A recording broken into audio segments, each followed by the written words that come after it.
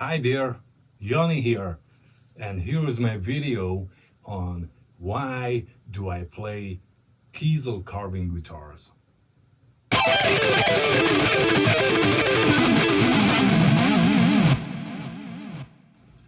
Hey there, Jani here. So here's a video about why do I use Kiesel Carvin Guitars, because I got a few comments and also messages asking me about this whole thing, and they tried to ask me like more infos and stuff like that about the whys and what's better and so on and so forth.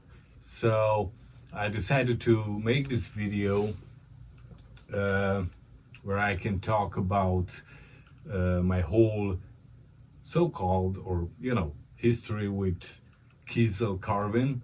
Actually, I'm using Kiesel Carvin Guitars since 2005, so it's 15 years now, and I'm actually more excited than ever. So here's my story. I was 16, 17 years old. I was very into Ingve, and a friend of mine gave me a cassette. Back then it were cassettes with Jason Becker. It was the Perpetual Burn record, and it totally blew up my, so to speak, musical guitaristic world. And I love it so much, but in the same time it was very, very intense and too much info, so to speak, for my brain to suck up all of that all of those things that happened there. So I started slowly to develop and listen more and more. So this took like 1 year or so. After this, I got a cacophony. This time was a CD. It was the Go Off. And believe it or not, I instantaneously fell in love into that CD, that record. And this time, for me, it was more. I mean, more than the guitar playing and stuff like that. I fell in love actually with the guitar sound. And it was for me well, it became the reference actually since then. For me, that's a specific tone. I don't know how to describe it or how to put it. That's why I made the other video called Cacophony Go Off Guitar Tone, because it has something. I don't know how to put it. I'm sure those who listen to that record knows what I'm talking about. If you don't know, then please check out Cacophony Go Off. It's a special guitar tone, at least for me. And I fell in love with that CD. Let me tell you something. It's this one here. So I still have it. It's this. And if you pay attention, check out that guitar that Jason has there in the picture, and actually it's the guitar Jason used for this record, to I mean record it, and that guitar, I mean that shape, that color, stayed with me since then. It was for me like, oh, I wish if I could have that, and you know, like I'm sure all of you had that experience. So that's the story. I mean the basics of my, or the roots of the story. And in 2003, actually, when the internet started to you know, be more accessible, I decided to send an email to Jason. Probably all of you know his story, and believe it or not, I got a reply from him. And I sent a demo, a 3-song demo to him. And in the same time, I sent an email to Carvin. And also I sent the demo tapes to Carvin. And believe it or not, it's very interesting, because the AR from that time knew very well personally Jason, and he got in touch with Jason, asking him about me. Hey, do you know this guy? Blah blah blah blah, all that. And Jason, thank you so much. I love you, brother. And he replied to the AR guy, and they decided to make me a guitar. It was for me totally, you know, heaven. So in 2005, I got my first guitar, Carvin guitar,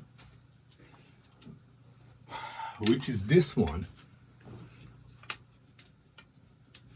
You know, I was like, I wanted to have from first day this one, but you know, they didn't do that headstock, so it was only this one. So you know, it is what it is. I went with this one. It's Ferrari red color, and I love it.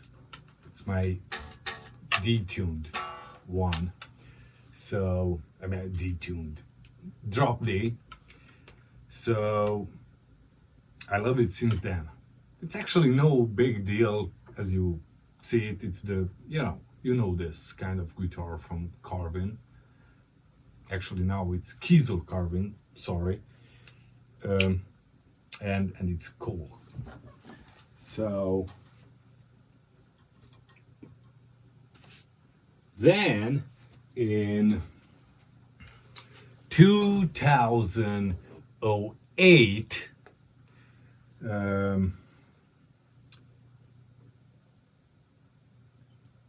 I mean in 2008 I got this one, but after 2005 I got the Ferrari red guitar. They started again to make the pointed headstock, and I wanted that, so sure, you know. So anyways, I wrote to Carvin, and they were kind and nice, you know, nice enough to build me this one, which is actually, it's not Bluey. It's actually like Bluey but back then Bluey wasn't like today. I mean, like a, you know, signature one.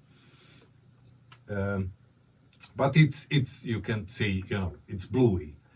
So, but the color it's uh, pearl blue. Uh, that's all. And actually, the headstock it's now newer and it's the same kind of stuff. Last year, I decided for the first time to go to NAM, and I approached Brandon. Um, Actually, for the first time, it was I talked with Chris, and I made some researches, and he helped. Thank you, Chris, so much on the exactly guitar on Jason's guitar he used on the go off. I mean, not just like the color, how they built it back then, and so on and so forth. Thank you, Chris, so much for helping me.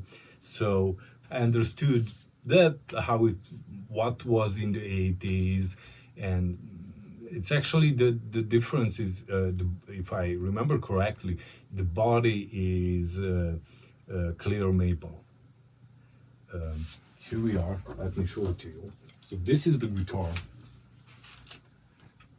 Actually, believe it, you heard this gazillions of times with Jeff when he's saying, "Dude, even in the best photos, it doesn't show what it is actually in for real."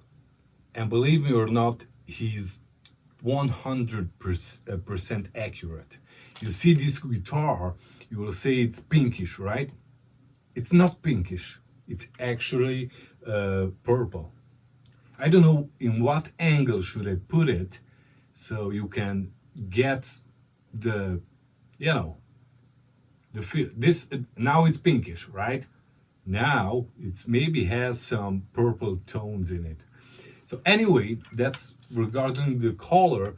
So the difference between this guitar and the older ones I have, it's the maple body. It's actually pretty heavy, and the tone it's totally different. It's, believe me or not, it's that tone. If someone there like or love the tone from go off, then you should have a guitar like this. I mean, it's those highs, those sparklish highs. I never was able to achieve it from the other guitars, which it's very they are similar in everything actually. Only the body is different. I came back from NAM. I bring the guitar back home with me. I plugged in, and it was like, oh my God, it's dead instantaneously. So this is the guitar, and I love it. I love it. I read a lot about this. Guys telling me or writing me private messages like, oh, but we love more. I would like something from the 80s or 90s or the first period of the 90s. If it's me, I would never, or not never, but I would not go with a guitar built in the 80s or 90s or something like that. I understand your thoughts on like the Jackson head or stuff like that, but actually for me this is way more killer. But this guitar, even if it's the same material or I mean same wood, this is like a modern, better version of this guitar here. And you would ask why. So I will not go for a 80s kindish guitar. I would rather go with this one. And it's because, look, we have, I prefer, it's my personal, we have Floyd Rose. Instead of, back then it was Keller, if I remember correctly. So it's Floyd Rose. For me, it's way more cooler, way more, easier to use, and you know what I mean. The other big thing, being a musician who is playing live, with the other guitars, I always had the problem. I mean, like playing in February, I had gigs, in like -10 or something. I remember like it was freezing. I didn't waited for the solo section because I was like, dude, I cannot play that part. So that's how cold it was. So the guitars were off. And I mean the neck. And what I'm trying to tell you is, believe it or not, this guitar, or the modern new versions of it, or how do you want to call it or put it, these with those two carbon fiber rods, or how do you call those, I don't have the problem. It stays exactly the same. So for me, it's like a upgraded, version of the real thing. So that's my preference, why I would not go with the older 80s guitar, and I would prefer this, because this is like the update of the thing. So that's my opinion on that. So back to the real question, why Kiesel Carvin Guitars?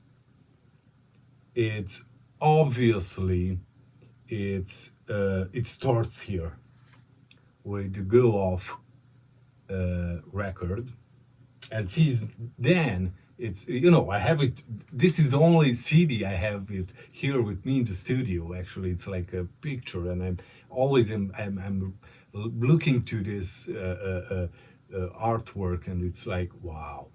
So why? Well, I'm telling you why, because I remember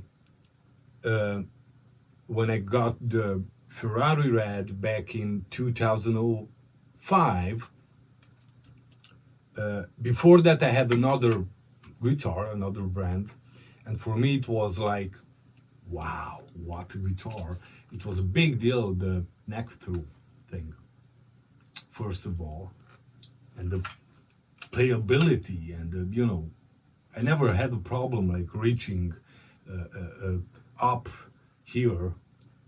Playing my other guitars, it was like being on the 12th fret, yet I hit it, it was hard for me to play. Anyways, I got in love with the tone, with all of those options you have, like with making the humbuckers single coils, for example, okay? Then, when you are in the middle position, so you have both of the pickups, you can switch the phase, another tone there, another flavor. So for me, it was like, dude, I don't need another guitar to got that tone or stuff like that. So that was my first impression, and my first opinion. Then the years went by. My Bluey arrived, and it was like one step upper, and it was actually one step upper because between the two guitars it's only the neck, it's different. One it's maple and the other it's ebony. So but it was an update, and I'll be honest, okay, because of the headstock. I love it more, the Bluey, because it has this headstock, and I was like, I feel like more metal, only because of the headstock. Period. Even if it's the same guitar. So that's why the Ferrari Red went to drop D tuning. So I'm using that when I have some, drop D. I need that drop D tuning. But my main guitar was the Bluey. We arrived again to this one. So this is heavier, but it sounds amazing. You can.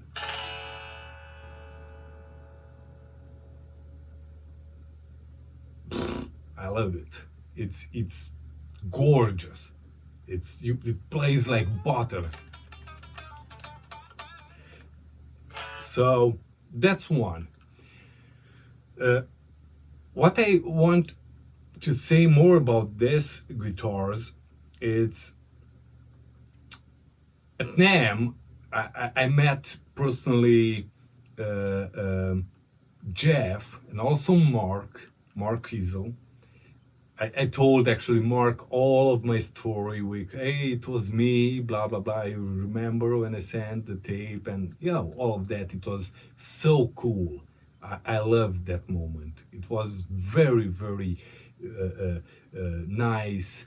It was I don't know how to put it. It was a amazing moment for me to meet Mark and Jeff, and not just being here in a few thousand of kilometers off or miles, and talk through it, meeting personally, sharing personal stuff, and it was killer. So I told Jeff, like, bro, you know what's interesting? It's interesting that after all these years, I mean, it's 15 years I'm using Kiesel Carvin Guitars, and I'm proud of it. I love it. I love them. And it's every time I'm picking up another brand, just try it and let's check it. For me personally, it's like something is not okay. I don't know why. Don't get me wrong. I'm not talking bad or about other. Nope.